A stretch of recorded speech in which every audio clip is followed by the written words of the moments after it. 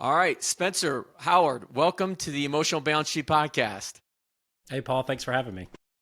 So, we're going to get into your background in a few minutes, but you are the founder of Straight to the Points, and it aligns well to a question that I get all the time by families I work with, which is, what credit card should I be using? And I feel like sometimes lackluster response has been, well, what are you really interested in? Like, are you interested in getting cash back? Do you like to travel, use points?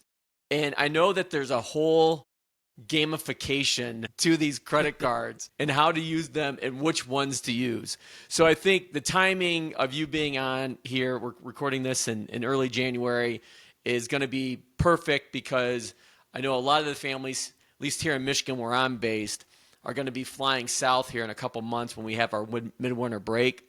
So grateful that you decided to come on and look forward to having this conversation. So again, I think the place to start is, how do you advise people to choose a credit card?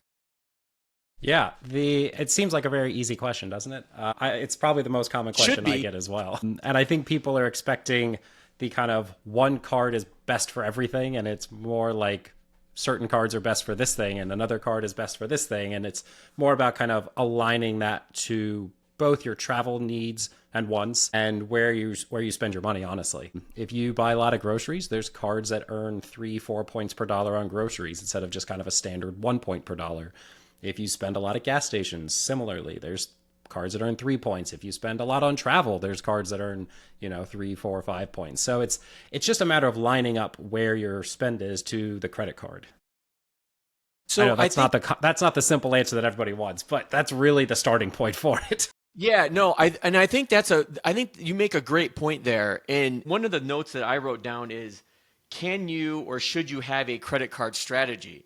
And I think that what you're pointing to is, yeah, you probably do, because if you really want to maximize some of these things that align to your lifestyle, then it's not as simple as just having one card. And I think the complexity that people struggle with that is like, okay, well, when should I be using this card? Especially when you're dealing with families or couples like I am. It's like, it's I tell a household, like, have at least one card that you both jointly use and use for like household expenses, and then maybe have another one or two that you have in your own name that you're using for whatever else there is. And again, I know that with these all these different types of credit card or sponsors, there's it just gets to be overwhelming. So how do you cut through the overwhelming? Yeah, absolutely. I think, well, first, just like setting your expectations. Like, this is a learning process, regardless of whether or not you're just like a casual user of points or somebody who makes it their like number one hobby. Give yourself some patience. It's just a process of like learning a little bit, building on that, and it's kind of a choose your own adventure game. You can decide how deep into it you want to go. I'm crazy. I'm way too deep into it. That's why I'm here talking about it. But I think regardless of whether you're a single person or you have 8 kids, I've worked with people from across the spectrum. The biggest thing is starting out with like just understanding what your spend habits are, and then from there deciding how into it you want to get. So I would say there's kind of a keep it simple strategy, that like 1 to 3 cards, you maximize your bonus categories and you never think about credit cards again. Very common. In my world, the kind of, I call it a hub and supplement model, is where you get like maybe 4 cards and then you supplement with a new card for a sign up bonus every so often. That's kind of a popular approach. And then there's the absolutely crazy like maximalist approach, where it's like you get a sign up bonus, then you get a new card, you get a sign up bonus, you get a new card, you get a sign up bonus, just repeat ad nauseum. It's the most effort, but it's also how you earn the most points. So again, it's just how into this you want to be. I find most people are in the first 2 categories because Yeah, that's I just, would agree. it's less effort. But again, I know families who do all the approaches. So it just depends on how interested you are in this, and just understanding what expectations you can have based on how many points you're going to earn. So let's go with the first route. Let's take a family that wants to spend somewhat minimal effort on this. They don't want to create an Excel sheet and figuring out, okay, Yeah. we got to do Yeah. this month and this that month, because I've tried that, for a time or two myself, and I'm like, what the heck am I doing this for? Yeah. Is There it, are apps am I to track really, that now. yeah, Like am I it's really, to that point. yeah, am I really getting that much value out of this given the time I'm spending? Like with a lot of the families I work with at my, financial planning firm TAMMA, like we try to keep things simple. Yeah, yeah. That whole It's like 80 KISS. 20 rule. Yeah, yeah, exactly. So I think if I were to dive a little bit more, go another layer below this, if you're keeping it simple and you have, say, three or four cards per family, is let's start with the question of cash back versus points. Where do we go from there? If you don't care about travel that much and maybe you just occasionally, take a road trip or something, just get cash back, keep your life easy. Like you can get a 2% cash back card. It should always be 2%. And you don't have to think about which card to use when. You don't have to think about points and how to redeem them. Just get a 2% cash back card, move on with your life. There are other things for you to do. That's just I don't think it's worth getting into the kind of the points game unless you actually want to travel. For those who do, In full disclosure, I fall into that bucket until more recently in these last few years where my wife Teresa has wanted us to travel more. And that's where I feel like I'm missing out. So like, yeah, sure. selfishly, I'm having this conversation with you because I want to know, but I know there's a lot of other people out there that want to know too. Yeah, absolutely. So I think if you are going to travel, I think at base level, everyone should have a card that earns 2 points per dollar on everything. The Capital One Venture or Capital One Venture X, basically one without like lounge benefits, one with lounge benefits if you're at the airport. Those cards earn 2x on just all your day-to-day spend, so you're never earning just 1 point per dollar. I think that's a really good foundation. Even if that's the only card you got, you're always earning a little bit more to get you to a trip faster. After that, I think that's where you decide like, okay, if I'm spending a lot of money on groceries, the Amex Gold card earns 4x on groceries up to $25,000 a year. So depending on what you're spending at grocery stores, that could be a huge multiplier for you. Similarly, there's like the City Premier earns 3x on gas and groceries. So if you're a gas station grocery person, then like that's an easy card to just get 3x on everything. So it's really a foundation of 2 points per dollar. You should never earn less than that. And then you figure out where you're spending besides that and try to level up, 1 or 2 points more per dollar. And I do get that when you say like 1 or 2 more points, like that's not that much. But when you add it up over, the course of a year, it really does kind of show the benefit. So one of the things that I'm a big fan of, if I can get the right families to do this, is to use a credit card for all their spending, whether they're in points or cash. But as long as obviously they're paying it off at the end of every month, that's the real key to make this work. Because if not, you could do all this work and then blow it all because you're paying 20% interest rate. Your points will never be worth more than the interest. I think sometimes people who are unfamiliar with this kind of points game, they meet me and they're like, oh my God, you have 25 credit cards. What's wrong with your credit score? And I'm like, no, my credit score is like 825. I always pay my cards on time. And that's, it's kind of like the number one rule in points is like, you always pay on time. And sometimes friends are like, you're a little aggressive about that. Like you're going to like turn some people off. I'm like, good, please know that this is an extra in life. Get solid on all the financial stuff before like, this is fun hobby stuff. This is not a must to keep going in life. So when I hear the word points, sometimes I'm not sure how to equate that because I think some people think points in miles, like you're flying out an airline, but that's not necessarily the case, right?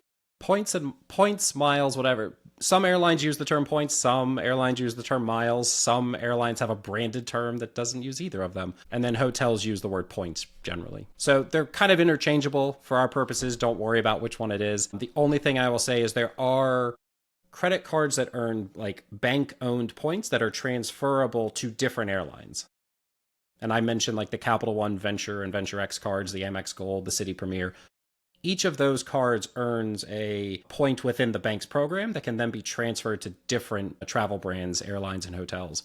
And that's where I generally tell people to focus because you are not locked into one airline or one hotel. Kind of keeps your options open just depending on what's available the days you want to travel. Yeah, that's interesting because I've never really gotten into points per se because I currently live in Metro Detroit, so we're a Delta hub here. So full disclosure, I use Amex Delta card for some things. Their marketing is strong. What's that? Their marketing is strong. It is. It is. It's very good. My dad flew 2.8 million miles with Delta and had a Delta Amex. Like, I'm very familiar with that universe. So, but to your point, like every airline pretty much has their own branded card that generates points or miles for that specific brand. Yeah. Yeah. And the reason I say you can get locked in that way is like if you have Delta Sky Miles and let's just say you want to go to London. It's a big trip. It's exciting, whatever. But there's no award space that you can use your Sky Miles on for a flight to London. But there is some space on, say, British Airways or maybe what's another one, like, I don't know, Lufthansa through Germany. You can't book those as Sky Miles. But if you had points that could transfer to one of those partners, like you could book them. So the idea is like you're never going to know which airline's going to have award space the day you want to book with points. You may as well give yourself as many options as possible. And when you have transferable points, you can leverage a ton of different partnerships. Beyond just kind of like thinking about using Sky Miles to book Delta flights, you can use Sky Miles to book Air France, KLM, ITA out of Italy, like all these different partnerships. So they're in the SkyTeam Alliance. You also have, Americans in Oneworld, United's in Star Alliance. As long as you're booking something within the alliance, you can use your miles from one airline to book another airline. So I realize that's like a bit complicated, probably step 2. But the idea is like you're trying to give yourself as many options as possible because airlines aren't going to release award space whenever you want it. It's more of a game. Right. So going back to just focus on this points thing for a minute, is that something you recommend is rather than going with a branded mile card, like the Delta Amex card, you would prefer something like you mentioned the venture capital card, or I know there's Chase Sapphire is really big because they advertise that all over as well. So is that one way that you kind of guide people to, is using one of those points ones over a dedicated airline branded card? Yeah. We call it transferable points because that's literally what you do. You just go in and transfer the points. So as an example with Delta, even if you're going to fly Delta and maybe you do want to use Sky Miles for something, if you have a card like the Amex Gold, not the Delta Gold, but the Amex Gold, their own branded card, you earn membership rewards points. Those points can be transferred to Delta, but they can also be transferred to like Air Canada, British Airways, Air France, KLM's Flying Blue program. You have a ton of different options. So now you're not stuck with Delta, but you can still access Delta miles. So it allows you to kind of open up your options, but also opens up arbitrage opportunities, which is kind of my favorite part. So just we're going to stick with Delta since you're in Detroit. If you want to fly to, let's say, Paris, and there's an Air France flight with business class availability, I'm aspirational here. A one-way ticket using Delta miles could cost 150 to 200,000 miles for a one-way ticket for one person. If you used Air France's own program, a Flying Blue, it would cost 50,000 miles. So that's a huge difference. So if you're transferring Amex points to book that flight, just transfer the one that requires fewer points and don't pay, 3-4 times the cost. Now, that's an extreme example because Delta has notoriously bad award rates on premium cabin tickets. But it just gives you the idea that like not all programs are the same. And so being able to take advantage of the arbitrage opportunities is where you can find a ton of value. So one of my questions is that, like, if you go with a card that's points based, like you're saying, do you get, when you go to like book airfare, for example, do you get this? Does your point go as far as as my Delta mile goes, or do I lose some of that? Is that? You have to clarify that for me. Sorry. I'm when I was asking that question, I'm like, I know this is going to come out wrong. So like if I'm earning, let's just say with the venture capital card, like I'm earning 2 points for every dollar I spend, and on my Delta Amex, I'm earning 2 miles for every dollar I spend. Is that 2 points that I'm earning with the venture capital one card, when I go to transfer that or convert that into miles, is with Delta, am I getting the same amount of miles that I would if I was just using my Amex Delta card? Does that help? Yeah, I gotcha. I think that's a good question. So generally speaking, transfers are a 1-to-1 ratio. So if you earn 2 Capital One Venture miles, you can transfer to one of their airline partners at a 1-to-1 ratio. So 1 mile or 1-to-1. So there's occasional exceptions. They're rare, but it also displays that before you even transfer the points. So you're not surprised by it. So that's, to me, it just always makes sense to use a card that earns those transferable points. Again, it's all about opening up more opportunities for you and making it easier for you to book the flights you want. Yeah, so that goes back to your previous point, because that's what I always was curious about because I know Delta is notorious, as you put it, for not having the best award system. And so that's why I've always wondered is like, okay, if I use something else, am I going to get the same bang for the buck, if you will, if I was just using my Amex Delta? I would suggest you get a lot more bang for your buck. Delta they have set up their award program in which, one, they don't publish what we call saver level award rates, the lowest number of points you can use. They say it's dynamic and it varies based on price. I haven't noticed a real correlation to cash prices, especially on international tickets. Sometimes they'll charge 400,000 points for a one-way ticket to Europe, while other programs are requiring somewhere between 35 and 70,000 points for a one-way. So speaking to business class, just because that's what I like to focus on. Yeah. But yeah, that's just something to be aware of. Not all programs are going to be good. Not all of them are going to, and then some will be great for whatever trip you're taking this time and will be terrible for the next trip. It just depends where you're going. Okay. In the probably last question on this before we move on to the next topic is there any consideration, to stay on this Delta thing, is because if I'm using my Delta Amex card, that gets me my miles that goes towards my status at Delta. Versus if I'm just using points, then that's not going to build my status, right? Sure. Yeah, I think if you're a work traveler, go for it. If you're on the road constantly and it's going to be the thing that pushes you over the hump to get to the next level of status, by all means. I think that doesn't apply to most people. Most people are not on the road 50% of their life or more. I know some are, and that's a whole different ballgame. But for those who, I think most normal kind of jobs, maybe you travel a few times a year, if that. Otherwise, you're at home. And so I don't think it makes a ton of sense to chase status. I think it's better if it's just kind of happens naturally because you're traveling a lot for work and somebody else is footing the bill, ideally. I know some small business owners have to do it themselves, but work that into your contracts. Yeah, I think the status game, it's lucrative for the airlines. Just make sure you actually need it and are going to benefit from it, because just having the Delta credit card gets you a free check bag. You don't need to earn the status to get there. You could just have the credit card. Now you have access to a free check bag. So it's that kind of thing where you have to think about what you're really going to need from status and how much you're going to spend extra to get there versus what you could just be getting with natural spend that you're doing anyway. Yeah, this is a debate that my wife Teresa and I have all the time, because before I started my firm, back when I was in my corporate career, I had jobs where I was in a plane 3-4 times a month.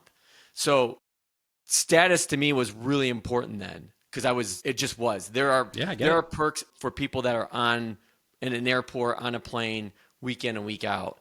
And so since then, I don't travel. I may travel 3 or 4 times a year, a couple family trips, maybe a couple business trips, and that's it. And Teresa, with the employer that she works for, there's years where they let her travel quite a bit, and then there's years where they're cutting back. So it's always this, what are you really getting out of the status, and how much are we trying to spend to get there? Yeah. Yeah, and I think a lot of times, if you aren't just traveling a ton for work, you start to find yourself going out of your way to get it. And I think especially if you have kids, you're in Detroit and you want to fly. Let's just say you're flying somewhere that Delta doesn't operate a nonstop flight for, and all of a sudden you're going to be connecting just because, rather than just booking the nonstop flight, and you're going to bring 4 kids with you and be like, come on kids, let's run through the airport. It'll be so much fun. I don't think anybody's enjoying that. So that's where I start to be just take the flight that works for you, even if you're paying cash. And sometimes it's cheaper. Don't spend more just to run yourself around the country trying to fly the same airline. And we actually ran into this, Spencer, just a few weeks ago when we were trying to book our midwinter break trip that's coming up in February. And we really wanted to fly Delta, but for the 6 of us, it was literally $4,800. And then we booked the same thing on Spirit, and it's $2,500. and I've never flown Spirit, so I don't know how this is going to go. Come back to me and let me know. What's that? Come back to me and let me know. We will. I'm sure this is not going to be our last conversation. But they only had these seats that are kind of like, I think, the equivalent of like Comfort Plus and Delta. So it may not be that bad. We'll see how it goes. Shout out to Andrew Poxon, my next door neighbor, who actually is a pilot for Spirit. So hey, nice. Yeah. So there's like 10 or 12 of us that are all going to be on this plane together. So, but that was one thing we ran into. It's like, well, Teresa didn't have she was just missing the status to get to like the next level, but basically like silver. I'm like, well, what are we getting out of that? Number one. And number two is with that differential in cost, I'm like, maybe I should have had another card where I was getting points that I could have used those points for Spirit. But since I have all my miles tied up in Delta, I was basically locked in. Yeah, Spirit's a tough one with points, but they often have better cash tickets. You'll see similar stuff with like Frontier. The lower cost ones. Yeah, and and they can be really useful. I think I know sometimes people brush off some airlines, but I think there's a place for it all. And I like seeing You're traveling with 6 kids like I am, Spencer. There's definitely a place. Exactly. So I should say 6 of us, 4 kids. Okay, 4 kids. Yeah. I have 1, and that's enough. So it's I think there's definitely a place for that. I think there's also, you mentioned the Chase Sapphire Preferred. There's another version of it called the Chase Sapphire Reserve, which is kind of the souped up, more expensive version that has lounge access and other perks. But like the Sapphire Reserve has, both of them have access to the Ultimate Rewards travel portal, where you can use your points for a cash ticket. Sometimes it's a better deal than transferring the points. But what's really nice about the Sapphire Reserve is each point in their bank portal is 1.5 cents per point. So when you redeem points against a cash ticket, you can pretty quickly wipe out the cost of it. And that can be hugely beneficial for these cash tickets that you're booking, especially when no matter what you do with a family of 6, you're going to be spending a lot to go anywhere. It doesn't matter if you've got this great deal that's only $200, it's still $1,200. That's right. It adds up fast. And like, I know some people would just like flick that money over like it's nothing, but that's not everybody. So we need to be aware of that. So I think that's just another kind of, again, it's another play depending on if you're doing a lot of domestic travel. That kind of redemption can be a really good use of your points versus when you're traveling internationally and transferring is better. Again, it's just depends on the situation, but I think it's good for people to kind of be aware of what's out there. So if you were sitting down with one of the families that I work with, and they're asking you what credit card should I be using, and I'll give you like a mirror of Teresa and I, because that's a lot of, I primarily work with families. So we travel domestically maybe once or twice, probably twice a year, with our family. We may travel a couple times for business. But then outside of that, our normal everyday life, we shop at Costco a lot because we're a big family. Locally, because we're based here in Metro Detroit, Kroger is big. But then other than that, like there's nothing else that's like special about us from a spending standpoint other than we spend a lot because we're a big family. Yeah. It's amazing how that happens, right? Right, exactly. So in a situation like that, like what would be your credit card strategy for a family like I just described? Yeah, I mean, honestly, just kind of what I just told you. Oh, actually, let me back up. Do you travel internationally for fun? Like, do you take trips over to Europe or anything? But I'm still waiting for Teresa to take me on my 10-year and 15-year wedding anniversary. So all right, next year will be 20. So hopefully she'll pull through and deliver. You've got 3 trips coming up. See ya, kids. So honestly, kind of what I was talking about earlier. I think the Venture or Venture X card, that just to earn 2x on everything. It's also a Visa card. You have to use a Visa at Costco. Right. I also shop at Costco quite a bit, so I'm used to that. And so again, that's just like a 2x earning on all your Costco spend. And then the Amex Gold, I think either the Amex Gold or the City Premier, probably the Amex Gold, because you can earn 4x on groceries. So when you're going to Kroger, I mean, buying food for a family of 6, like that's... It's crazy. That's insane. But, and also if you go out to eat ever, it's a 4x on dining purchases as well. So I think those 2 cards, just as like a start, already jumps you from earning 1x to 2 and 4x, depending on which purchase you're making at the time. So I think that's just an easy one. And I'm all about easy wins. So I think there's any number of things you could do to build beyond that, but that, based on just where your spend is going, is just a great foundation.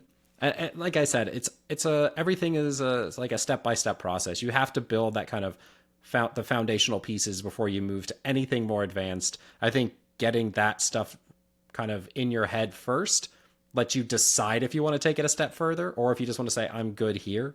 Right.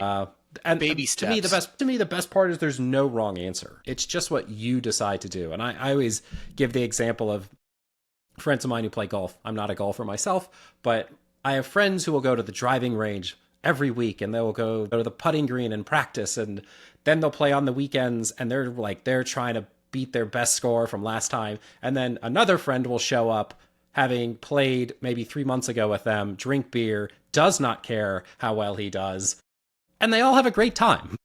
Yeah. But the person who just randomly shows up, has a beer, and goes out for a round, like, he doesn't expect to be on their level and to be like getting as much out of it as they are. Like, he's just there for a good time. He takes what he can get. And I think it's similar with points. Like, you can be very casual, you use it where it makes sense, and then you can be somebody who gets a little more into it and like tries to figure out the arbitrage opportunities, and like you squeeze out a little more. And like, yeah, that person's going to get more out of this points kind of game than others, but it doesn't mean that others can't play it too.